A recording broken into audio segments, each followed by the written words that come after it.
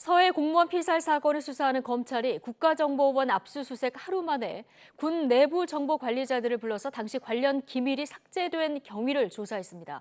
검찰은 2019년 탈북민 북송 당시 서운전 국정원장의 합동조사 중단 지시 의혹도 살펴보고 있는데 강제 북송 자체의 법적 근거가 없다는 법무부 해석도 나와서 논란이 커지고 있습니다. 나혜인 기자입니다.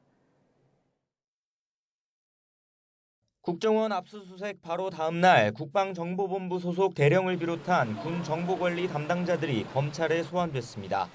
박지원 전 국정원장이 당시 비서실장을 통해 피살 공무원 관련 첩보를 삭제하라고 지시했다는 의혹과 별도로 군에서도 비슷한 시기 대북 감청 자료 등이 삭제된 경위를 확인하기 위해서입니다.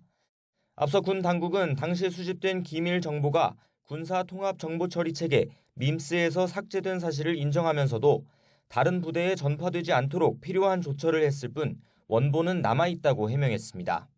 하지만 원본이 남아있는지와 별도로 사건 직후 청와대 관계장관 회의가 잇따라 열리고 관련 정보가 삭제됐다는 점은 석연치 않은 대목입니다.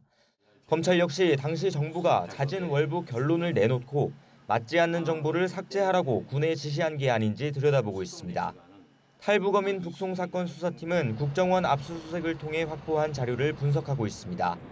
국정원은 당시 서훈 원장이 김준환 전 3차장 등과 공모해 통상 한 달 남짓 진행되는 탈북민 합동조사를 불과 3일 만에 중단시켰다며 직권남용 혐의가 있다고 주장하고 있습니다.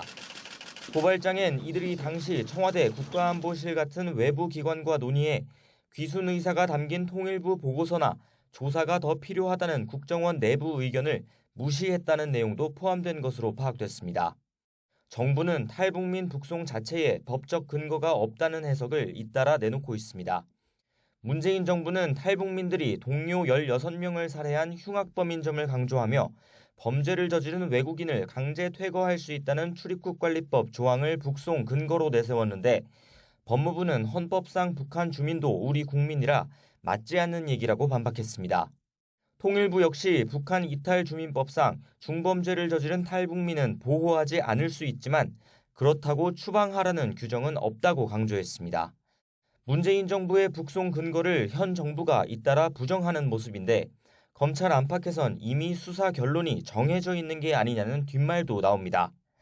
YTN 나인입니다.